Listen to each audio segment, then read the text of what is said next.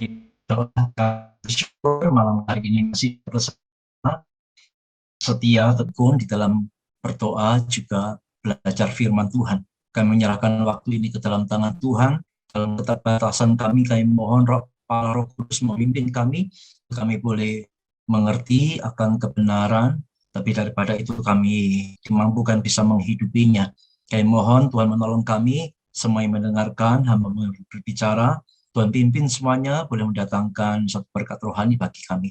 Ini doa kami, dalam nama Tuhan Yesus kami berdoa. Amin.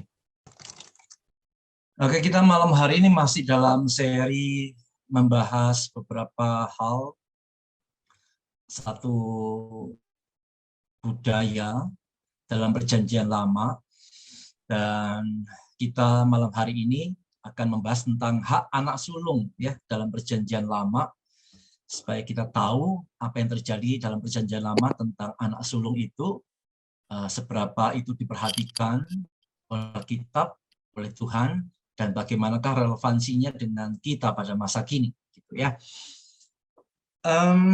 Kita langsung saja membahas bahwa yang pertama, saudara, memang anak sulung dalam perjanjian lama ini punya keistimewaan ya, punya keistimewaan. Hal ini dinyatakan dalam Dictionary of Biblical Imagery, mengatakan di sana bahwa konsep hak kesulungan itu menyinggung hak istimewa dan harapan anak sulung. Dari Easton dikatakan kata ini, hak istimewa itu ya, anak sulung itu menunjukkan hak istimewa dan keuntungan khusus yang dimiliki putra sulung di antara orang Yahudi. Jadi satu kebenaran, fakta bahwa dalam perjanjian lama, anak sulung itu punya hak khusus, hak istimewa. Karena itulah kita tidak kaget ketika ada teguran yang keras terhadap Esau. Kita tahu kisahnya ya, bagaimana Esau itu menjual hak kesulungannya, digantikan dengan semangkok masakan kacang merah itu. Dalam Kejadian 25 ayat 34, lalu Yakub memberikan roti dan masakan kacang merah itu kepada Esau. Ia makan dan minum, lalu berdiri dan pergi. Demikianlah Esau memandang ringan hak kesulungan itu.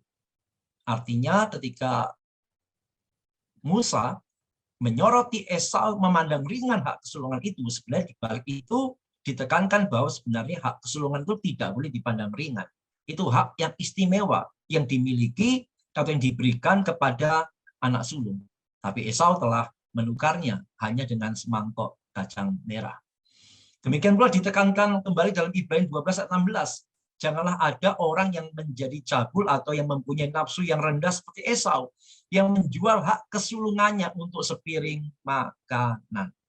Jadi Ibrani lagi-lagi menegur, karena Esau dianggap begitu rendah, ya, menganggap enteng hak kesulungan itu, bahkan ditukar hanya dengan sepiring makanan. Jadi teguran ini memang memberitahu bahwa hak kesulungan itu spesial, istimewa di dalam dunia perjanjian lama. Nah, anak sulung dalam perjanjian lama itu sebenarnya bicara apa saja ya. Ketika kita bicara anak sulung dalam perjanjian lama itu bisa bicara tentang anak sulung manusia, ya, anak pertama yang lahir gitu, atau juga bisa bicara anak sulung binatang. Nanti kita akan lihat ternyata memang Tuhan juga memberikan perhatian tentang anak sulung binatang itu ya. Dan perjanjian lama secara khusus menganggap Israel itu sebagai anak sulungnya.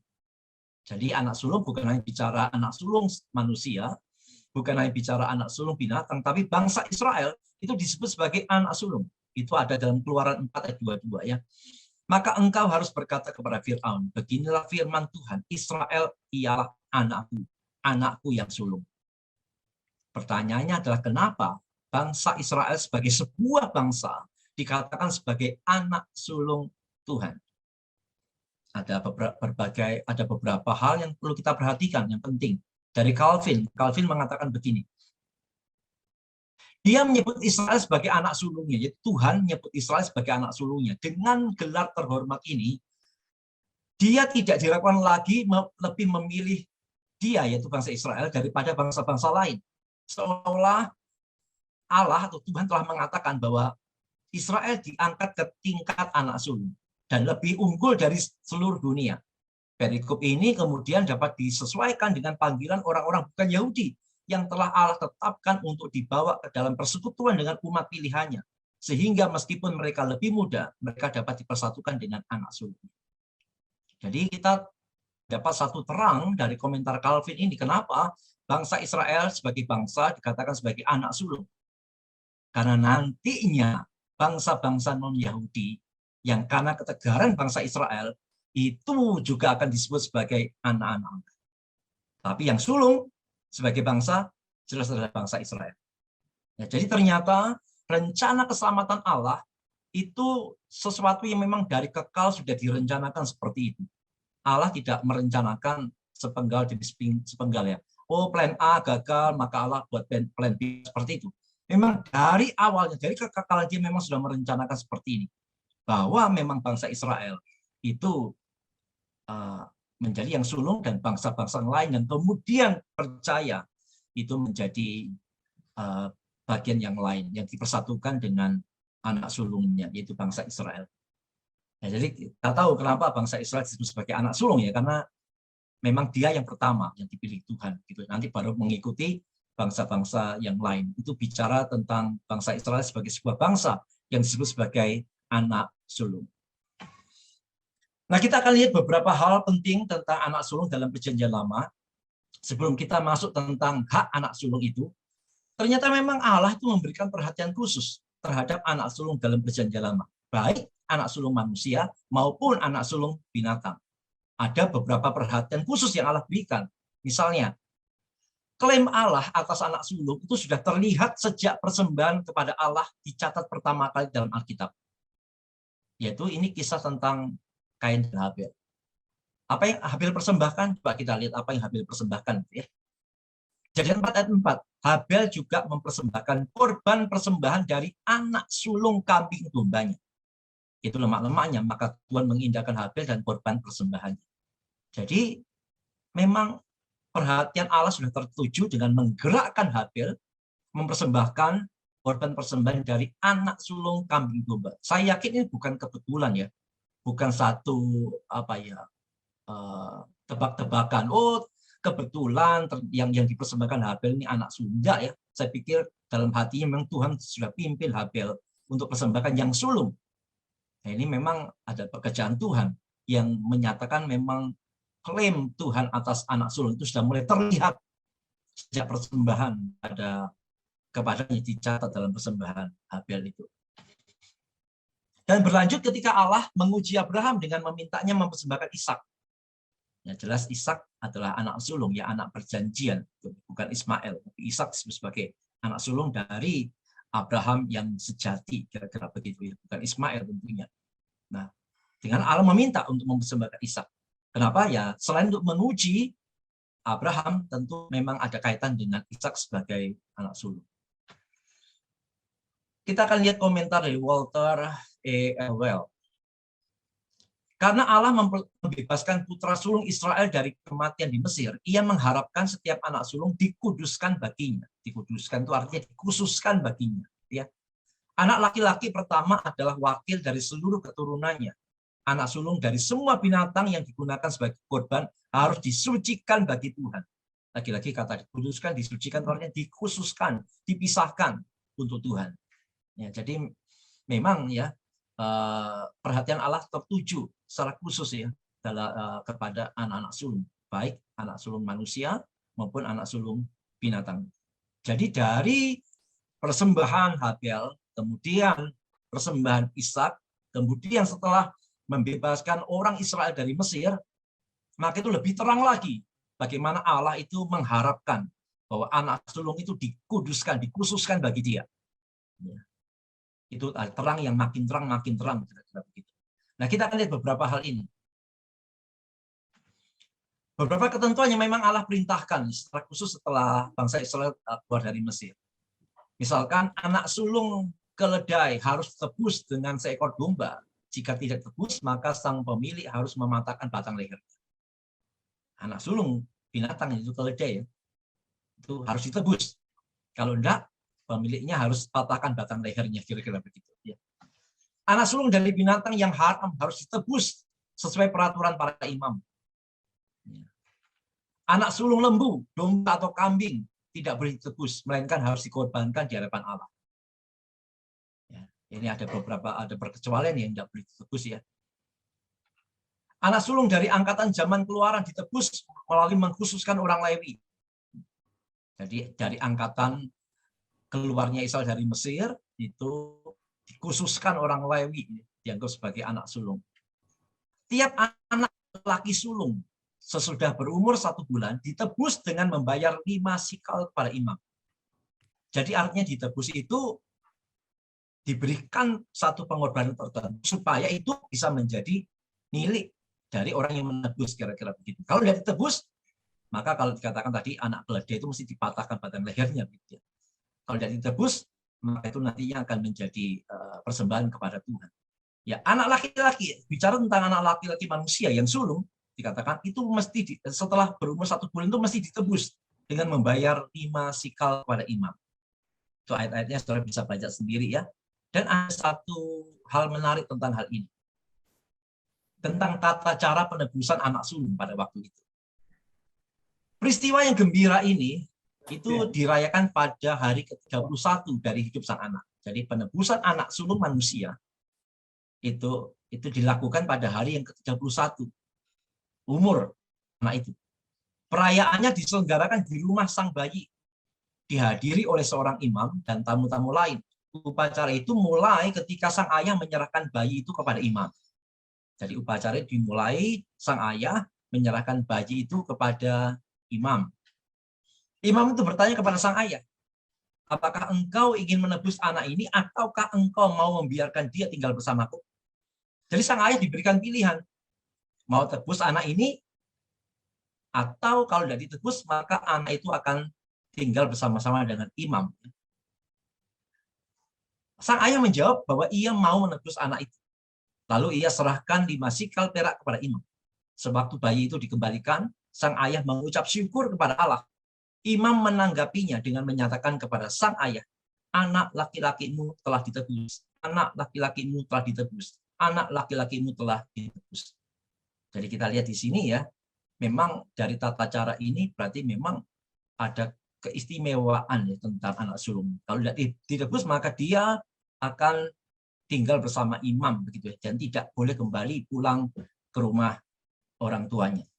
Jadi kalau anak sulung laki-laki itu mau untuk pulang ke rumah orang tuanya maka itu mesti ditebus dulu.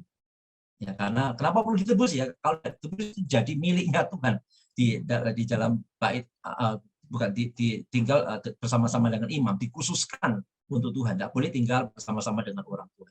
Jadi untuk tinggal mesti ditebus dulu, baru boleh dibawa pulang. Setelah imam mengucapkan berkat atas bayi itu, ia bergabung dengan para undangan yang lain di meja perjamuan. Jadi memang ada satu upacara khusus ya untuk menebus anak laki-laki yang sulung itu untuk bisa dibawa pulang ke dalam keluarganya. Nah, sekarang setelah kita melihat keistimewaan dan perhatian khusus Allah tentang anak sulung dalam Perjanjian Lama, sekarang kita akan masuk ke dalam hak anak sulung dalam Perjanjian Lama. Anak sulung itu punya hak apa saja sih? Yang pertama, anak sulung berhak mendapatkan warisan lebih banyak daripada anak-anak yang lain, yaitu menerima 2 bagian di antara bagian adik-adiknya. Ada ayatnya, nanti kita akan lihat. Sebelumnya kita akan lihat komentar dari Holman Bible Dictionary. Keistimewaan khusus yang dimiliki oleh anak laki-laki sulung dalam sebuah keluarga yang menonjol di antara hak-hak istimewa itu adalah bagian ganda dari harta warisan sebagai warisan. Jika seorang pria memiliki 2 putra, hartanya akan dibagi menjadi 3 bagian. Dan putra yang lebih tua akan menerima 2. Jika ada 3 orang laki-laki, maka harta warisan itu akan dibagi menjadi 4 bagian. Dan anak laki-laki tertua akan menerima 2 bagian. Putra tertua juga biasanya menerima berkah utama dari sang ayah. Jadi memang anak laki-laki yang sulung punya hak khusus ya dalam Perjanjian Lama, yaitu mendapatkan warisan lebih banyak daripada anak-anak yang lain. Dia menerima 2 bagian di antara bagian saudara-saudaranya. Kedua, Anak sulung dalam perjanjian lama juga punya hak, yaitu mendapat otoritas sebagai pengganti ayahnya, yaitu ketika sang ayah tidak berada di tempat atau meninggal dunia. Tapi ada catatannya, hak menjadi kepala keluarga bagi anak sulung itu, dengan catatan tadi ya, ayahnya tidak ada di tempat atau meninggal dunia, itu hanya berlaku ketika adik-adiknya masih tinggal di rumah yang sama. Karena setelah adik-adiknya telah keluar dari rumah itu dan membentuk keluarga, maka mereka masing-masing menjadi kepala, menjadi kepala keluarga dalam rumah tangganya masing-masing.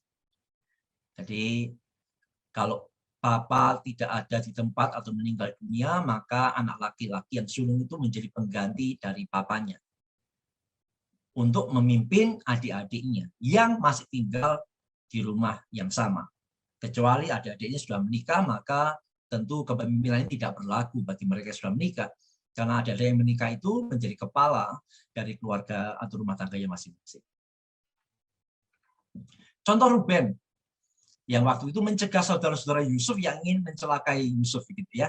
Dalam kisahnya kita ingat dalam kejadian itu, ya, ketika saudara-saudara ingin bunuh Yusuf, gitu, Ruben yang bersuara, ya. Karena waktu itu tidak ada Yakub di tempat itu, gitu. Jadi Rubenlah yang bersuara, dan itu didengarkan oleh saudara-saudara yang lain. Karena Ruben adalah anak sulung. Ini kisahnya dalam Kejadian 37 ayat 19 sampai 21. Kata mereka seorang kepada yang lain, lihat tukang mimpi kita itu datang. Sekarang marilah kita bunuh dia dan kita lemparkan ke dalam salah satu sumur ini. Lalu kita katakan seekor binatang buas telah menerkamnya dan kita akan lihat nanti bagaimana jadinya mimpi itu. Ketika Ruben mendengar hal ini, ia ingin melepaskan Yusuf dari tangan mereka. Sebab itu katanya, janganlah kita bunuh dia. Dan perkataan Ruben didengarkan, ya. Kita akan lihat hak yang lain dari anak sulung dalam perjanjian lama. Pada keluarga raja-raja, hak anak sulung ini meliputi hak pengganti ayahnya dalam bidang pemerintahan, atau dia berhak untuk naik tahta.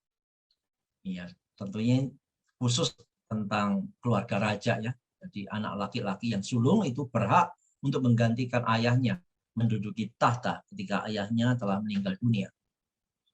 Dalam contohnya adalah dalam 2 Tawarik 21 ayat 1 sampai 3 mencatat bahwa Raja Yosafat memberikan tahtanya kepada Yoram dengan alasan karena dia adalah anak sulungnya. Hak yang lain dalam perjanjian lama yang dimiliki oleh anak sulung yaitu berhak mendapatkan berkat khusus dari Tuhan melalui doa ayahnya. Jadi anak sulung dalam perjanjian lama punya keistimewaan, dia berhak mendapatkan berkat khusus dari Tuhan melalui doa sang ayah. Sudah bisa baca kisahnya itu, ya, Kejadian 27, dicatat tentang bagian itu. Nah, kita akan masuk sekarang adalah, tadi kita melihat bahwa anak sulung itu punya hak yang istimewa, ya, punya hak khusus yang tidak dimiliki oleh adik-adiknya. Tetapi ada beberapa catatan bahwa ada kondisi di mana tidak berlaku hak kesulungan itu bagi anak sulung. Dalam kondisi apa saja hak anak sulung itu menjadi tidak berlaku bagi anak sulung itu. Nah, ada beberapa kondisi yang menyebabkan hal ini. Yang pertama, yaitu ketika anak sulung itu dilahirkan dari istri yang tidak sah. Ya, kalau dilahirkan bukan dari istri yang sah, maka dia tidak, atau hak kesulungannya tidak berlaku. Jadi hak kesulungan ini hanya berlaku bagi anak laki-laki sulung dari istri yang sah, bukan dari istri yang tidak sah. Misalkan dari Hakim-Hakim 11 ayat 1 dan 2, adapun Yefta orang Gilead itu adalah seorang pahlawan yang gagah perkasa, tapi ia anak seorang perempuan sundal. Ayah Yefta ialah Gilead, juga istri Gilead melahirkan anak laki-laki baginya. Setelah besar anak-anak istrinya ini, maka mereka mengusir Yefta, katanya kepadanya, engkau tidak mendapat milik pusaka dalam keluarga kami, sebab engkau anak dari perempuan lain. Jadi tidak mendapat, ya, meskipun Yefta ini anak laki-laki sulung, tapi dia tidak mendapat hak kesulungan karena bukan dari istri yang sah. Kedua, kondisi tidak berlakunya hak kesulungan bagi anak sulung adalah ketika anak sulung itu telah menjual hak kesulungan. Nah, kita tahu ini contohnya adalah Esau. Esau telah menjual hak kesulungannya kepada Yakub, maka otomatis hak-hak kesulungannya itu tidak berlaku lagi atas dirinya. Karena dia telah menjualnya. Kondisi apalagi yang membuat hak kesulungan tidak berlaku bagi anak sulung, yaitu ketika anak sulung melakukan tindakan yang tercela. Contohnya adalah dalam 1 Tawarik 5:1. Anak-anak Ruben, anak sulung Israel, dialah anak sulung. Tetapi karena ia telah melanggar kesucian pertiduran ayahnya, maka hak kesulungannya diberikan kepada keturunan dari Yusuf, anak Israel juga, sekalipun tidak tercatat dalam silsilah sebagai anak sulung. Ruben, memang secara silsilah dia adalah anak sulung ya dari Yakub, tetapi dia tidak mendapatkannya karena ada perilakunya yang tercela. Otomatis hak kesulungannya tidak berlaku. Gitu. Yang keempat, berkat untuk anak sulung itu bisa beralih kepada yang lebih muda. Ini adalah satu kasus khusus ya. Ketika itu berupa keputusan atau dari rencana Tuhan yang berdaulat. Jadi memang secara umum anak laki-laki sulung itu punya hak-hak tertentu begitu ya. Tetapi ada case-case tertentu yang berdasarkan keputusan dan rencana Tuhan yang berdaulat, yang melampaui hukum-hukumnya sendiri. Saya pikir bukan pertentangan, tapi melampaui ketentuan-ketentuan umum itu. Maka berkat untuk yang sulung itu bisa beralih kepada yang lebih muda. Tapi ini case tertentu ya. Bukan tidak berlaku umum, tapi semacam perkecualian. Bahwa harusnya yang sulung dapat berkat kesulungan, ternyata Allah mengalihkannya, diberikan kepada yang lebih muda. Sekali lagi, ini bukan yang umum, tapi ini tentang sesuatu yang case khusus, perkecualian, dan itu bisa terjadi karena keputusan dari rencana Allah yang berdaulat. Apakah ini Allah bertentangan dengan firman? Tidak. Tapi ini adalah satu pengaturan dari Tuhan yang melampaui semua hukum-hukum yang dia buat. Nah, Allah membuat hukum, tapi dia berada di atas seluruh hukum yang dia buat itu. Ya, contohnya adalah kasus, saudara pasti tahu ya, Efraim dan Manasye. Mana yang lebih tua? Efraim atau Manasye? Manasye lebih tua kan? Tapi kepada siapakah berkat itu diberikan? Kepada Efraim. Loh kok bisa? Harusnya kan Manasye yang dapat berkat. Kenapa kok Efraim yang justru mendapat berkat kesulungan? Disinilah satu perkecualian ya. Jadi di mana berkat Tuhan diberikan bukan kepada yang sulung, tetapi kepada yang lebih muda. Nah, kita akan lihat beberapa komentar dari Calvin dulu tentang peristiwa ini. Kenapakah berkat kesulungan itu diberikan kepada Efraim dan bukan kepada Manasye? Dan Israel mengulurkan tangan kanannya, yaitu Yakub nih. Yakub mengulurkan tangan kanannya. Melihat matanya redup karena usia, sehingga dia tidak bisa dengan melihat membedakan mana yang lebih tua. Dia dengan sengaja meletakkan tangannya. Dan karena itu Musa, sebagai penulis kitab, berkata bahwa dia membimbing tangannya dengan bijaksana. Karena dia tidak dengan gegabah mengeluarkannya atau memindahkannya dari satu pemuda ke pemuda lain demi merasakannya. Tetapi dengan pertimbangan. Dia dengan sengaja mengarahkan tangan kanannya kepada Efraim yang lebih muda. Tetapi meletakkan tangan kirinya di atas anak sulung. Dari mana kita menyimpulkan bahwa Roh Kudus adalah penuntun tindakan ini, yang menyinari pikiran orang suci itu dan membuatnya melihat dengan lebih tepat daripada mereka yang paling berpandangan jernih ke dalam sifat tindakan simbolis ini. Jadi Calvin mengatakan kok bisa seperti itu? Ini adalah satu tindakan khusus dalam pimpinan Allah Roh Kudus ya, yang di dalam kehendak dan rencananya memang berkenan kepada Efraim dan bukan kepada Manasye. James Boyce komentarnya tentang kasus ini.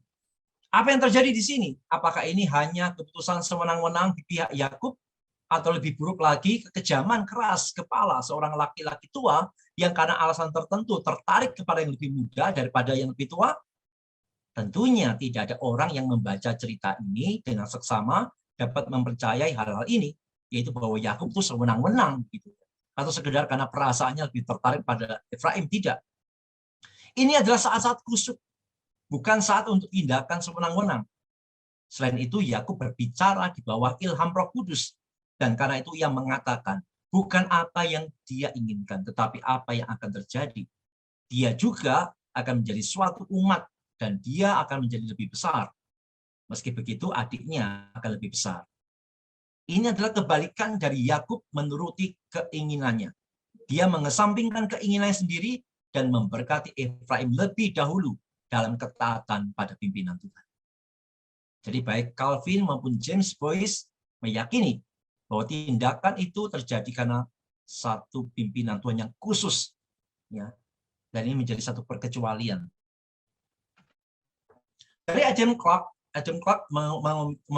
mengomentari kasus Efraim dan Manasye ini mengatakan bahwa hal tersebut tidak terlepas dari apa yang telah dinubuatkan sebelumnya tentang berkat untuk Efraim. Jadi Adam Clark ini mengatakan sebelumnya sudah ada nubuat tentang Efraim, tentang berkat yang akan diberikan. Dalam komentarnya Adam mengatakan, Yakub meletakkan tangan kanannya di atas kepala yang lebih muda. Kita diberitahu bahwa ia melakukannya dengan sadar, dengan baik mengetahui tentang dirinya, karena meskipun Manasye adalah anak sulung, mengetahui melalui roh nubuat bahwa keturunan Efraim akan menjadi lebih kuat daripada Manasye. Dapat dilihat bagaimana Tuhan sejak awal lebih memilih yang lebih muda daripada yang lebih tua.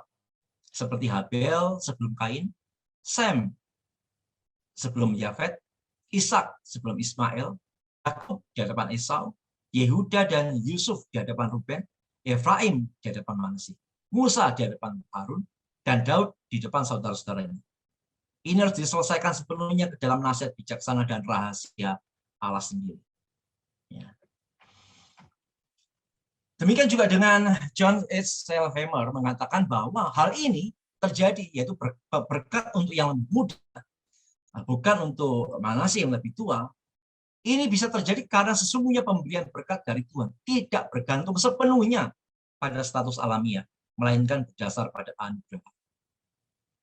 Jadi meskipun secara umum dikatakan yang sulung punya hak-hak spesial, tapi itu tidak bisa diartikan semua hak itu bergantung pada status alamiah. Tidak, tapi semua berkat itu tetap bergantung pada bersandar pada anugerah Allah. Ya, itu komentar dari John H. Sailhamer.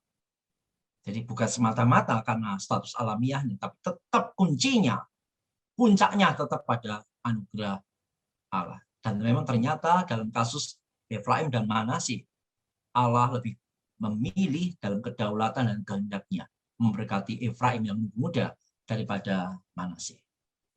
Ya, jadi itu adalah satu perkecualian yang terjadi, ya, berkat itu diberikan menurut satu keputusan dan kehendak Allah yang berdaulat, yang melampaui hukum-hukum umum pada waktu itu.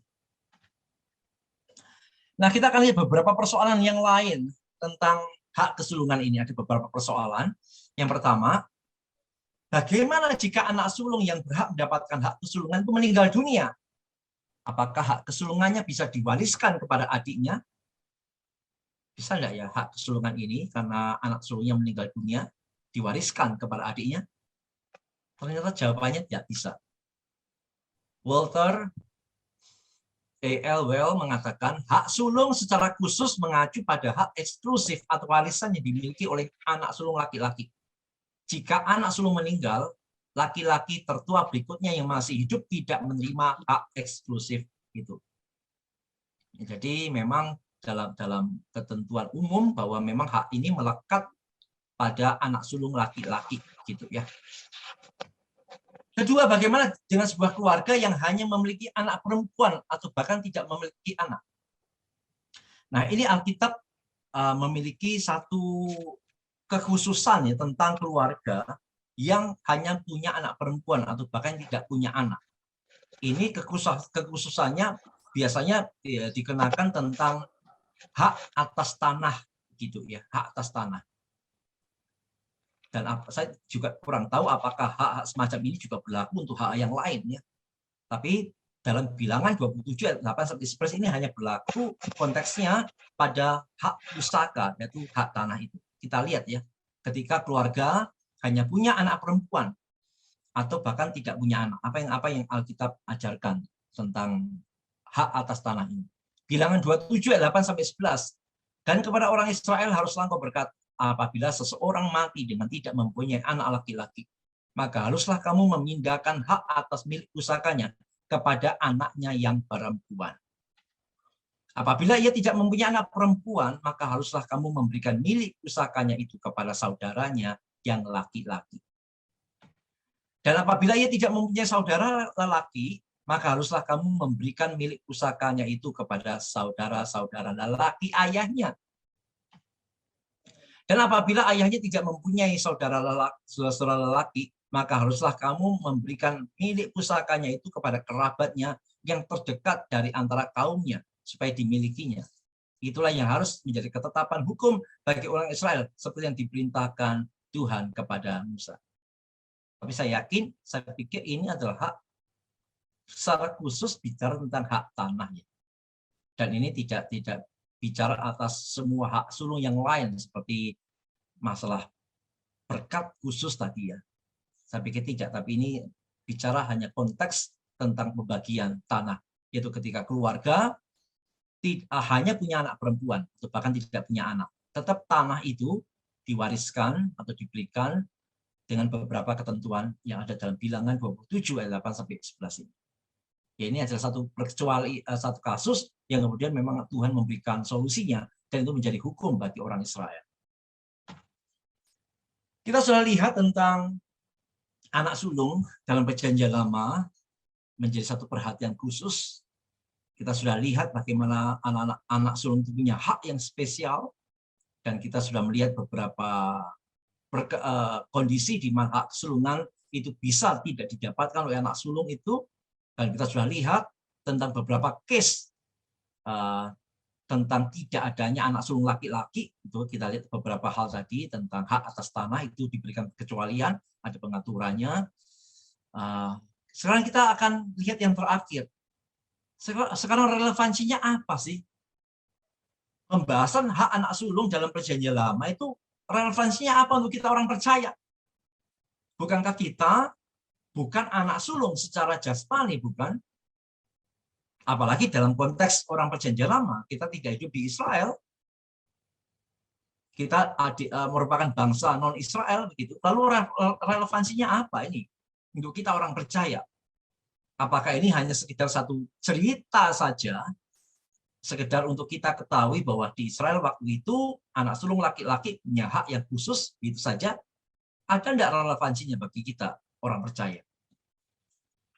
Sesuatu yang penting yang perlu kita tarik satu garis, bahwa anak sulung dalam Perjanjian Lama itu punya hak khusus atau spesial. Dan kaitannya dengan kita adalah Alkitab memberitahu kita bahwa kita sebagai orang percaya itu juga adalah anak sulung. Sekali lagi, sebagai orang-orang percaya, bukan hanya orang percaya, tapi sebagai orang-orang percaya, bicara sebagai satu gereja, satu tubuh Kristus, kita semua adalah anak sulung. Jangan dikatakan kok anak sulung berarti kok banyak banget gitu, tidak masuk akal. Ini satu predikat ya, bukan hitungan urut-urutan siapa nomor 1, nomor 2, tidak. Tapi setiap orang percaya atau orang-orang percaya itu dianggap atau disebut atau diberikan predikat sebagai anak sulung, yang artinya kita sebagai orang percaya itu nanti yang berhak ya diberikan hak untuk menikmati akan berkat-berkat yang luar biasa itu. Nah, beberapa ayat yang menyatakan bahwa kita orang percaya adalah anak sulung adalah misalkan dari Ibrani 12 ayat 23. Dan kepada jemaat anak-anak sulung yang namanya terdaftar di surga, dan kepada Allah yang menghakimi semua orang, dan kepada roh-roh orang-orang benar yang telah menjadi sempurna. Jadi dalam ayat Ibrani 12 ayat 23 dikatakan, kepada jemaat anak-anak sulung yang namanya terdaftar di surga. Siapakah jemaat anak-anak sulung ini? Jangan diartikan, oh cuma anak-anak dari jemaat yang sulung, tidak ya. Tapi ini bicara tentang semua orang percaya. Kenapa? Karena memang ada keterangan di baliknya, yaitu yang namanya terdaftar di surga. Siapakah yang terdaftar di surga? Jelas ini bicara tentang semua orang percaya. Jadi semua orang percaya, termasuk kita yang sungguh-sungguh percaya, itu disebut sebagai anak-anak sulung. F. Bruce mengatakan begini, semua umat Kristus adalah anak sulung, anak-anak Allah, melalui persatuan mereka dengan Dia yang adalah anak sulung. Jadi kita lihat ya, Kristus disebut sebagai anak sulung. Kita pun sebagai anak sulung. Jangan dikatakan ini kontradiksi. Oh begitu anak sulung kok banyak banget. Ini satu predikat yang dikaitkan tentang hak-hak yang didapatkan nanti. Ini menunjukkan bahwa kitab kehidupan berisi nama-nama semua yang ditebus dan akibatnya sesuai dengan pemahaman tentang perkumpulan anak-anak sulung yang terdaftar di surga. Ini mengacu pada totalitas orang percaya. Itu menjadi satu hal yang tampak jelas sekali. Jadi memang relevansinya kuat sekali tentang hak anak sulung dalam perjanjian lama dengan kita yang hidup pada masa kini. Bahwa kita adalah anak sulung secara rohani di hadapan Allah. Begitu juga dalam Yakobus 1:18, atas kehendaknya sendiri, ia telah menjadikan kita oleh firman kebenaran, supaya pada tingkat yang tertentu menjadi anak sulung di antara semua ciptaannya. Jadi kita yang percaya, ya, itu menjadi anak sulung di antara semua ciptaan. Masih dari Calvin tentang ayat ini dia mengatakan, bahwa kita harus menjadi semacam buah sulung dari makhluknya. Maksudnya apa? Karena sebagaimana manusia unggul di antara semua makhluk, demikianlah Tuhan memilih beberapa dari seluruh bangsa dan memisahkan mereka sebagai persembahan kudus bagi dirinya. Mereka dikatakan unggul sebagai buah sulung ketika gambar Allah diperbaharui di dalam mereka. Pada waktu kita percaya, gambar dan rupa Allah itu diperbaharui dalam kita. Dan itulah kita dikatakan sebagai yang sulung dari semua ciptaannya. Yang sulung yang diperbaharui. Ya, karena di luar Kristus, semua ciptaan tidak ada pembaharuan.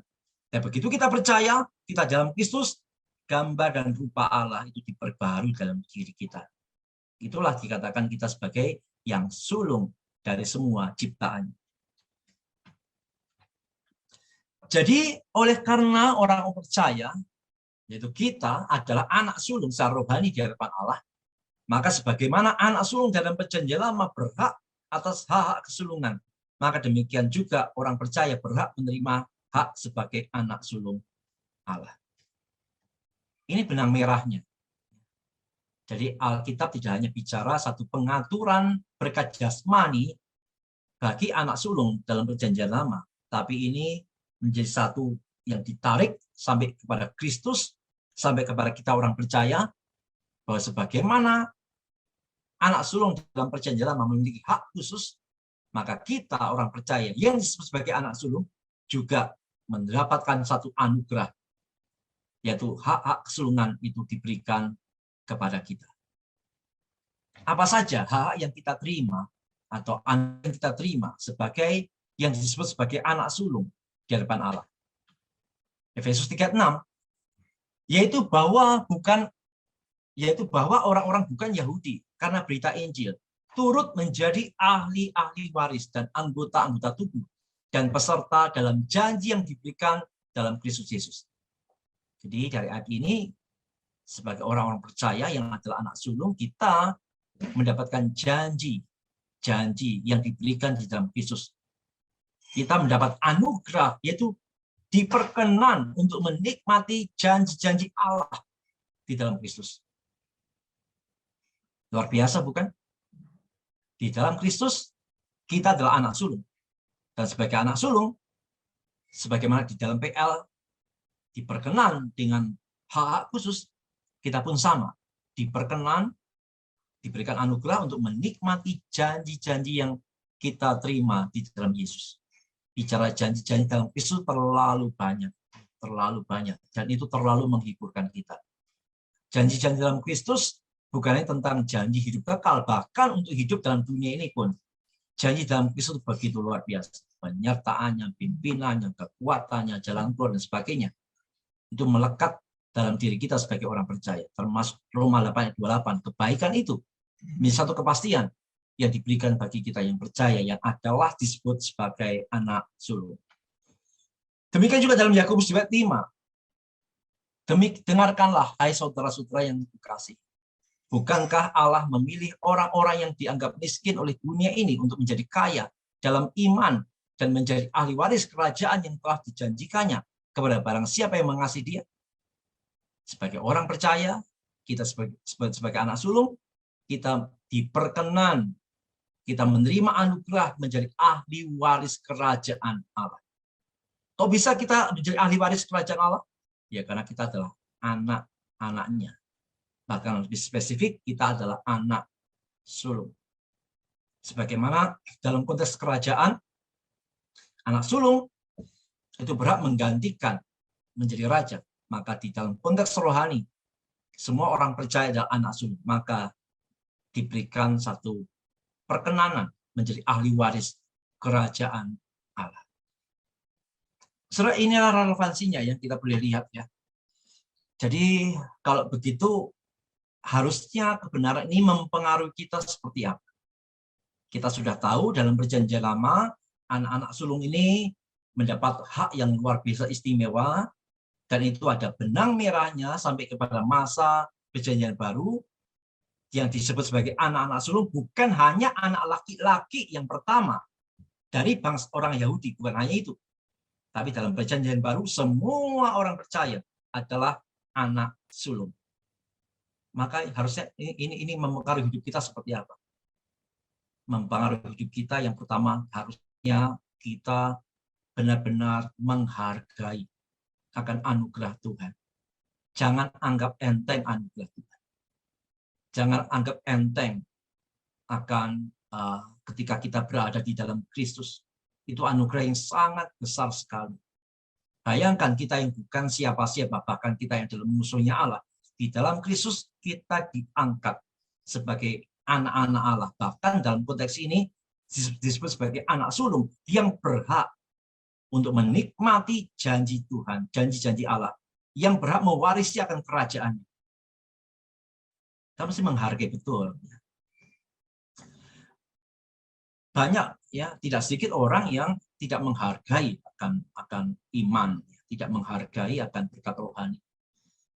Ya, di mana orang yang menyebut diri Kristen merasa bahwa yang berkat jasmani itu lebih mulia daripada berkat rohani. Harusnya tidak seperti itu. Harusnya ketika kita benar-benar menjadi orang percaya, berkat rohani itu jauh lebih utama daripada berkat jasmani. Ya, karena memang hak kesulungan kita itu secara rohani. Dan di dalam surat Efesus Paulus sudah menyatakan bahwa kepada kita orang percaya itu kita telah menikmati semua berkat rohani dalam kerajaan Allah. Jadi mestinya kita benar-benar menghargai akan anugerah Tuhan. Karena itu jangan menjadi seorang yang menilai berkat Tuhan hanya secara materi. Ayo kita mesti menjadi orang yang lebih baik lagi. Dari mana kita tahu bahwa banyak orang itu hanya menghargai berkat Tuhan secara jasmani? Ya dari sharing-sharing lah ya, dari kesaksian-kesaksian.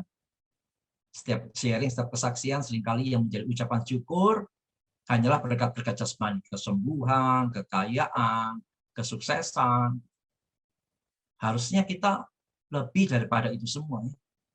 Harusnya sharing-sharing kesaksian kita bukan hanya bersyukur untuk berkat-berkat jasmani yang sementara, lebih lagi kita mesti mengucap syukur untuk berkat-berkat rohani. Itu membuktikan bahwa kita menghargai berkat-berkat rohani yang kita terima sebagai anak sulung. Mari kita renungkan selama ini saudara sekalian. Hal apa yang paling membuat kita bersyukur? Kalau selama ini yang paling membuat kita bersyukur hanya berkat-berkat jasmani, kita mesti berubah ya. Kita masih menjadi bertumbuh, menjadi Kristen yang lebih dewasa lagi, menghargai berkat-berkat rohani lebih dari sekedar berkat jasmani. Ya. Tentu berkat jasmani kita syukuri, tapi lebih lagi berkat rohani itu mesti kita syukuri. Bagaimana kita bisa mensyukuri berkat rohani? Ya mesti kita menghargai yang rohani lebih daripada yang jasmani. Kita mesti tertarik kepada yang kekal daripada yang fana. Kita lebih tertarik kepada yang rohani daripada yang sekedar berkat-berkat yang sementara. Tanpa kita mengarahkan hati kita pada itu, ya kita sukar sekali menghargai yang berkat yang rohani itu. Ya, jadi mari kita mulai arahkan pandangan kita, ya. Bukan terfokus tertuju pada yang dunia yang sementara, tapi lebih lagi kepada yang rohani yang bernilai kekal. Harapkanlah berkat-berkat rohani lebih dari sekedar berkat-berkat jasmani. Harus setelah itu kita baru mengerti, oh ini begitu penting ya. Ada berkat-berkat rohani yang Allah berikan kepada kita. Keselamatan, pelayanan, terang firman Tuhan, dan lain sebagainya. Itu harusnya menjadi satu alasan ucapan syukur kita yang jauh lebih besar daripada sekedar berkat-berkat jasmani. Itu menjadi introspeksi kita ya, ketika kita sebagai orang percaya sebagai yang sulung, kita menerima begitu banyak berkat rohani. Kalau sampai kita tidak bersyukur atas berkat-berkat rohani, itu berarti ada yang salah dalam diri kita ya. Berarti kita adalah orang Kristen duniawi yang hanya menilai semua berkat-berkat itu secara duniawi. Kasihan kita kalau begitu ya. Kita gagal melihat berkat rohani yang begitu melimpah. Apalagi harusnya menjadi respon kita, bagaimana kebenaran ini mempengaruhi kita. Ya harusnya kita menjadi orang Kristen yang hidupnya selalu dalam ucapan syukur apapun yang terjadi. Secara jasmani banyak hal bisa berubah kok dalam diri kita ya. Musim-musim hidup kita secara jasmani itu bisa berubah. Yang sehat jadi sakit ya, yang kaya jadi miskin, yang kuat jadi lemah. Itu bisa berubah. Kalau kita sandarkan syukur kita pada hal yang bisa berubah semacam itu, ya celaka kita akan kehabisan alasan bersyukur. Tapi kalau kita menyandarkan syukur kita pada sesuatu yang tidak berubah, yaitu hak kesulungan kita secara rohani, tidak akan pernah berubah. Maka dalam keadaan musim hidup yang berubah secara drastis sekalipun, kita akan tetap bisa bersyukur kepada Tuhan. Karena berkat-berkat kesulungan secara rohani itu benar-benar melekat dalam hidup kita secara kekal. Harusnya itu menjadi satu syukur yang besar sekali. Ya, jadi sekali lagi jangan sandarkan syukur kita, alasan syukur kita sekedar pada hal yang rapuh, tapi sandarkan syukur kita pada sesuatu yang bernilai kekal. Dan yang terakhir, harusnya ketika kita melihat betapa pentingnya hak kesulungan secara rohani ini yang diberikan kepada anak sulung secara rohani, yaitu orang percaya, maka harusnya kita pun menginginkan orang lain juga memiliki atau menerima anugerah seperti ini. Ya, tidak ada cara lain. Hak kesulungan ini hanya diterima bagi orang yang percaya pada Kristus. Maka di luar Kristus tidak ada hak kesulungan secara rohani. Ya, kalau kita ingin keluarga kita pun menikmati hak kesulungan, kita ingin orang lain menikmati hak kesulungan, tidak ada cara lain. Kabarkanlah Kristus kepada mereka. Supaya bukan hanya kita yang menikmati hak kesulungan itu, tapi orang lain pun yang nantinya percaya pada Kristus, mereka pun menikmati anugerah yang besar ini. Dianggap sebagai anak sulung dan memiliki satu perkenanan untuk menikmati berkat-berkat atau hak-hak berkat dari berkat-berkat rohani yang luar biasa itu. Jadi ada kaitan, sekali lagi ada kaitan antara anak sulung dengan haknya dalam Perjanjian Lama dengan kita pada masa kini. Meskipun kita bukanlah anak laki-laki sulung dari orang-orang Yahudi, tapi kita semua orang percaya disebut sebagai anak sulung, dan karena itu diperkenan untuk menikmati banyak berkat daripada Tuhan. Kalau di dalam Perjanjian Lama ditekankan berkat jasmani, di dalam Perjanjian Baru karena kita adalah anak sulung secara rohani, maka penekanannya berkat-berkat itu adalah berkat-berkat rohani yang dilimpahkan kepada kita. Karena pandanglah yang rohani untuk kita boleh menikmati dan hidup dalam ucapan syukur yang sejati. Baik, saya berhenti di sini. Silakan kalau ada yang mau menanggapi yang kurang jelas bisa ditanyakan. Ustaz, ya. Adakah hubungannya tentang yang anak sulung ini dengan yang ada ayat mengatakan yang terdahulu jadi terkemudian jadi terdahulu, itu Ustaz? Tidak ada kaitannya. Tidak ada kaitannya. Tidak ada kaitan. Tidak ada kejadiannya, Musa, orang itu dulu membawa si A misalnya supaya percaya Tuhan, rajin, akhirnya dia jadi terhilang seperti itu, Musa. Iya, itu suatu kerugian yang besar, tapi itu tidak kaitan dengan anak sulung. Karena yang namanya anak sulung dalam Kristus itu tidak mungkin pernah kehilangan kesulungannya. Nah, itu menjadi salah satu beda dengan anak sulung dalam Perjanjian Lama. Anak sulung dalam Perjanjian Lama bisa kehilangan hak kesulungannya, tapi dalam Perjanjian Baru kita dijamin bahwa sebagai anak sulung kita tidak akan pernah kehilangan kesulungan itu. Ini memang ya bagian yang belum saya bahas, tapi terima kasih diingat bahwa memang ada perbedaan, meskipun ada banyak persamaan, tapi ada perbedaan. Kalau dalam Perjanjian Lama Anak-anak sulung itu bisa kehilangan hak kesulungan dengan beberapa hal tadi, tapi dalam hal perjanjian baru, anak sulung secara rohani kita tidak akan pernah kehilangan hak kesulungan itu. Karena kita sudah belajar Yohanes 6:47, kita sudah belajar Yohanes 10:28. Jelas itu memberitahu kepada kita, sekali kita percaya pada Kristus dan kita disebut sebagai anak sulung, maka selama-lamanya kita tidak akan pernah kehilangan itu.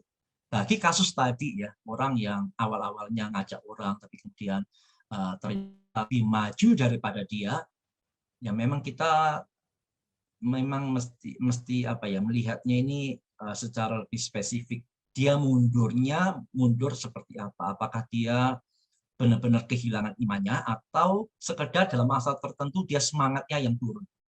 Kalau dalam konteks dia kehilangan imannya, saya pikir memang memungkinkan ya orang Kristen KTP itu bisa bawa orang menjadi Kristen sejati, bisa. Jadi orang Kristen KTP itu bisa bawa orang untuk kemudian percaya pada Kristus dan percaya sejati, bisa. Tapi dalam hal ini jelas yang rugi dia.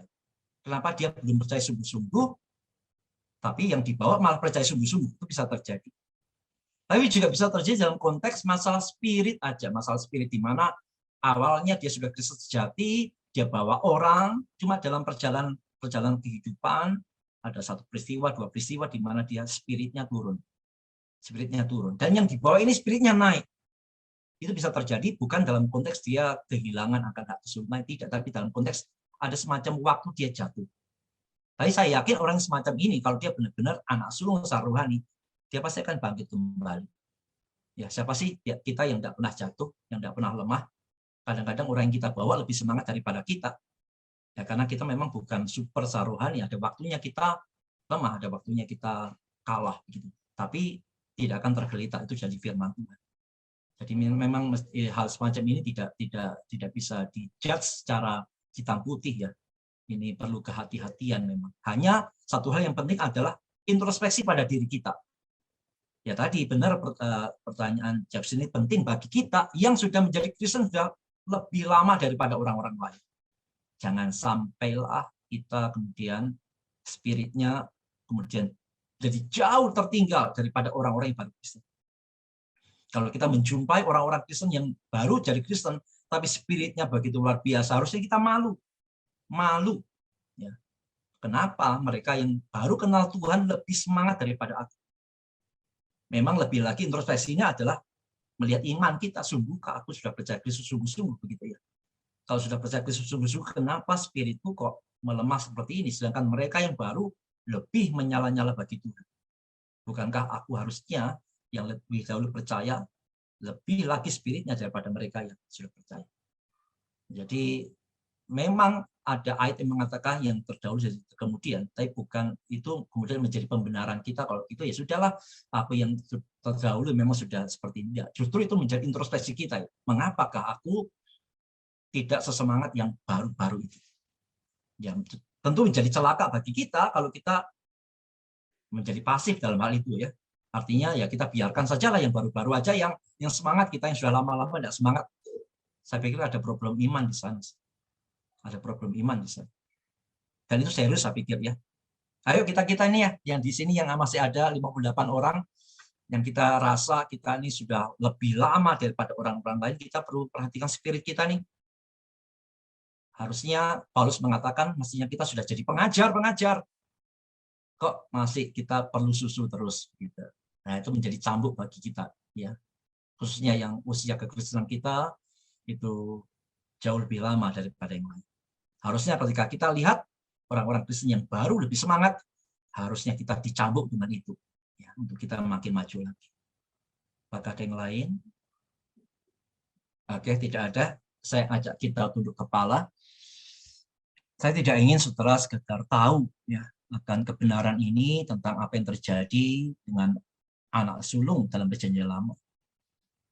Tapi saya ingin kita semua melihat ke dalam diri kita. Betapa luar biasanya anugerah Allah yang diberikan kepada kita. Ketika kita percaya, kita disebut sebagai anak sulung.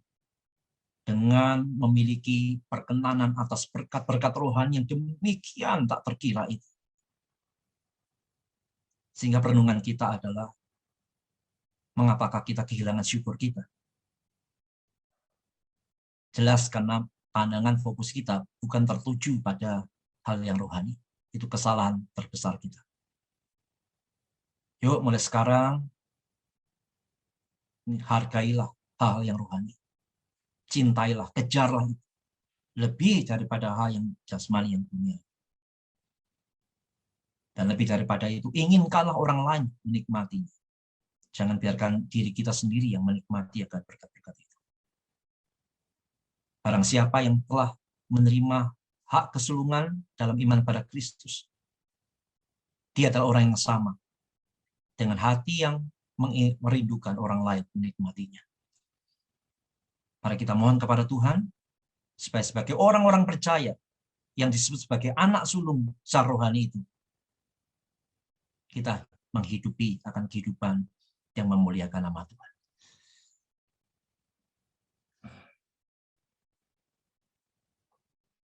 Tuhan, terima kasih Engkau membukakan kepada kami satu sukacita yang begitu besar, yang selama ini mungkin tidak bisa kami nikmati karena kami salah melihat akan kehidupan kami. Kami salah dalam memandangnya. Ketika yang kami pandang hanyalah hal yang dunia, hanyalah berkat-berkat jasmani, kami kehilangan menikmati akan berkat-berkat rohani yang sebenarnya Engkau lekatkan pada diri kami yang sungguh-sungguh percaya.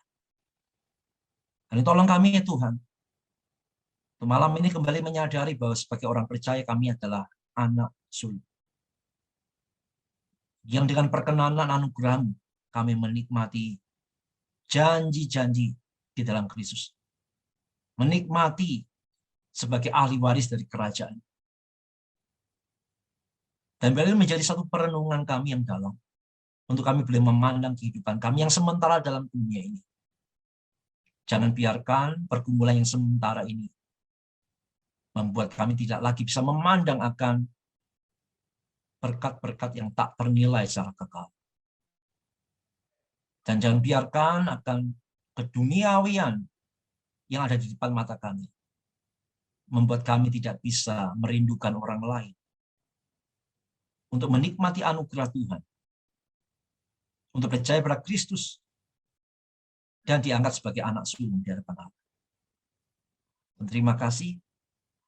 Kami mohon supaya Allah Roh Kudus terus menerangi kami, mengarahkan hidup kami dan mata kami untuk melihat kebenaran dan menghidupinya, sehingga itu boleh tercermin dari langkah demi langkah hidup kami. Kami berdoa untuk setiap kami yang sudah hadir dalam belajar ini. Tuhan memberkati kami semua. Dan bila kami terus tekun belajar dan menikmati akan berkat-berkat rohani dalam firman Tuhan. Terima kasih Tuhan, kami mengucap syukur untuk anugerah-Mu yang besar dalam hidup kami. Sebagai orang-orang percaya. Sebagai anak sulung di hadapan. Terima kasih doa kami. Sekaligus kami mengakhiri akan PD dan PA kami malam-malam hari ini. Sebentar kami akan beristirahat. Tuhan melindungi menyertai kami. Memberkati kami. Sehingga kami besok berbangun dan mendapat Tuhan. Hidup dalam pimpinan dan penyertaan Tuhan. Dalam nama Tuhan Yesus kami bersyukur, kami berdoa. Amin.